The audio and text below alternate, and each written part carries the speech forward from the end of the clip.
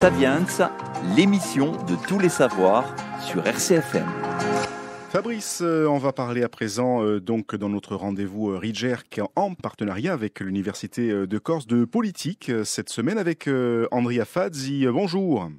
Bonjour. Merci Bonjour, d'être avec nous. On rappelle que vous êtes maître de conférences en sciences politiques à l'Université de Corse et c'est un des grands observateurs, Fabrice, grand observateur et spécialiste de la question politique corse. Oui, et on a régulièrement, évidemment, le plaisir de savourer sur cette antenne et ailleurs la finesse des analyses politiques d'Andrea Fazzi à l'occasion des différentes élections qui rythment le calendrier électoral de notre île, mais pas que. Un chercheur qui, dans ses travaux, mesure notamment le changement politique en Corse. On sait que c'est un système traditionnellement qui s'organise autour de 4 éléments forts, il nous le rappelle, souvent inséparables aussi, que sont le bipartisme, l'affiliation obligée, l'arbitraire du pouvoir et le clientélisme. Andrea, ces 4 piliers, ces 4 marqueurs, est-ce qu'ils sont encore valables aujourd'hui ? Est-ce qu'ils sont encore valables ? La plupart, non. Plupart, non. Je veux dire, le scrutin proportionnel a fait exploser le vieux système bipartite où il y avait 2 clans qui avaient un pouvoir hégémonique, une domination hégémonique. Je veux dire, l'affiliation obligée, on voit très bien qu'aujourd'hui, les taux d'abstention peuvent atteindre 50%. Non, beaucoup de choses ont changé. Le clientélisme existe toujours, bien sûr, mais le clientélisme existe dans quasiment tous les pays de la planète. Je veux dire, il faut voir surtout l'évolution de ces formes et quel impact peut-il avoir sur les résultats finaux. Alors, concernant le vote nationaliste, pour revenir un petit peu sur les dernières élections, est-ce que le vote nationaliste, on a la réponse, ce n'est pas celui d'hier, celui d'aujourd'hui par exemple, au niveau de l'adhésion? Ah non, ce n'est évidemment pas celui d'hier. Dans les années 1980, le vote nationaliste était encore un vote subversif. Je veux dire, vous aviez 300, 400, peut-être même 500 attentats par an à l'explosif contre des particuliers. En plus, à l'époque, la campagne Yvonne-Chesivore. Donc, c'était un vote encore subversif, en grande partie subversif. Aujourd'hui, le vote nationaliste, surtout autonomiste, est en grande partie un vote qu'on peut dire mainstream, un vote de l'équilibre. Avec Andrea Fazzi, dans vos travaux, également dans vos recherches, dans vos études, vous le notez, une modernisation du nationalisme corse, là on était dedans, qui passe selon vous par le développement de valeurs nouvelles. Lesquelles sont-elles ?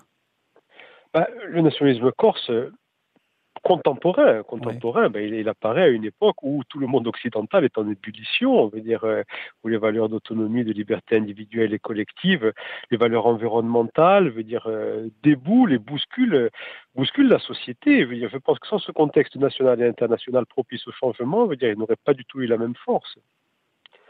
Avec une complexité aussi, et ça on le note, dans vos travaux vous le relevez, du choix électoral. Et là c'est très intéressant, je me souviens d'une conférence que vous avez eue, je m'excuse de faire à peine de nombrilisme, l'occasion donnée au Parc Galéa, et là le public face à vous avait été très intéressé, entre autres par cette question que vous souleviez. Complexité du choix électoral chez nous, est-ce que c'est un peu différent d'ailleurs ou pas, tous ces paramètres d'influence qui rentrent en compte dans la décision de vote, l'affectif, le communautaire, le charismatique, le corporatisme, l'altruisme, l'idéologique. C'est particulier à la Corse, ça, ou pas ? Non, c'est pas particulier à la Corse. En revanche, on peut dire tout de même que chez nous, le caractère personnel, interpersonnel de la décision de vote reste peut-être plus forte que dans une grande ville comme Marseille ou Paris. La société d'interconnaissance, ça reste une réalité. Ce n'est plus la même qu'autrefois, évidemment, ce n'est plus la même qu'à 50 ans. Mais ça reste quand même une réalité. Aujourd'hui encore, connaître quelqu'un, pour beaucoup de personnes, ça reste conçu comme une sorte de sésame indispensable pour la concrétisation d'un droit qui est offert à tous. Ça veut dire qu'en Corse, on vote pour un homme, plus que pour un parti. Vous dites ça ? Pas forcément ? C'est pas toujours le cas. Il y a des gens qui sont très, très attachés à leur parti, mais il y a probablement plus d'attachement à la personne qu'il y en a dans une grande métropole. On parle d'ouverture, alors c'est pas depuis aujourd'hui qu'on parle d'ouverture, mais on en parle en tout cas de plus en plus. Alors on en parle en Corse, mais aussi au niveau national, jusqu'au président de la République. D'ouverture, ça paye l'ouverture en politique finalement, Andrea? Ça paye ou pas? Non, ça paye quand c'est réussi. L'ouverture, on en parle beaucoup depuis le second mandat de François Mitterrand, qui, pour avoir la majorité à l'Assemblée nationale, avait besoin de s'appuyer soit sur les communistes, soit sur un groupe centriste. On en parle beaucoup depuis cette époque-là d'ouverture en France. On en parle de plus en plus en Corse avec l'institutionnalisation du nationalisme.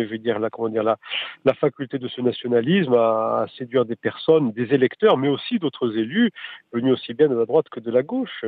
Alors ça peut payer ou pas. Lorsque lorsque l'amalgame est jugé manifestement grossier, les électeurs n'y adhèrent pas, et on peut dire que sur ce côté-là, ils ont certainement raison. Avec Christophe et en partenariat avec l'Université de Corse, on aime bien dans cette rubrique Ricerca, faire un zoom, mettre en lumière aussi les travaux de chercheurs. Pour le coup, vous en êtes un brillant, Andria. C'est quoi le quotidien d'un chercheur en sciences politiques tel que vous à l'université ? C'est un quotidien compliqué parce qu'on est, on a énormément de sollicitations, beaucoup d'exigences différentes à concilier, ne serait-ce que nos enseignements, nos étudiants qui nous sollicitent, notre administration qui nous sollicite, les médias qui sollicitent, et donc il faut trouver assez de temps pour s'informer, pour trouver de la source et pour y réfléchir, pour l'analyser. Là, depuis les élections de juin, je n'ai pas encore eu le temps de mener une analyse statistique correcte des derniers résultats des élections territoriales. Ça peut prendre beaucoup de temps. Ça peut prendre beaucoup de temps, et c'est pour ça que le temps de la publication scientifique n'est pas celui de la réaction aux médias ou du tweet ou du post Facebook. Ouais, ça on le comprend, et en plus on le sait chez nous, vous êtes vous-même directement, personnellement, toujours en première ligne, et ça c'est un bonheur pour nous qui vous écoutons lorsqu'il s'agit de décrypter l'actualité politique. Donc j'imagine combien ça doit être frustrant de ne pas pouvoir travailler autant que vous le souhaitez parfois, en tout cas sur des heures et des heures de recherche. Ça l'est. Des travaux, mais on sait combien ils sont pertinents chaque fois aussi. Des choses qui vous préoccupent en ce moment malgré tout, que vous avez l'occasion de fouiller, de chercher dans votre domaine ? Des choses qui me préoccupent, que vous voudriez mettre au jour. À titre de citoyen, oui, à titre de chercheur, pouvoir avancer sereinement sur un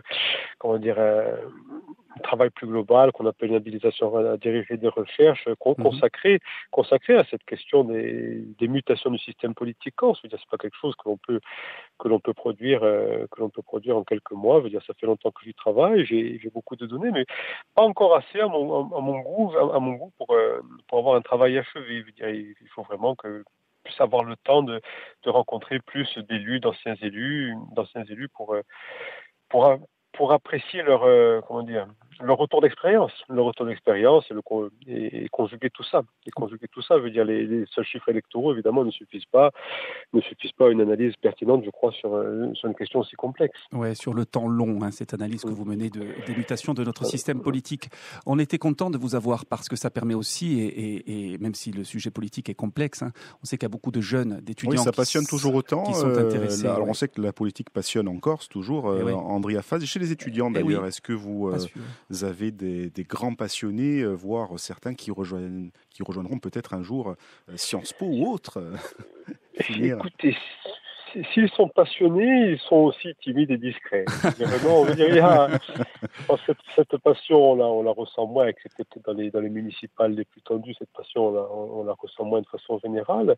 Et à l'université aussi, on peut dire que dans la société corse en général, les temps d'engagement fervent, je ne dis pas qu'ils sont révolus, ils sont peut-être un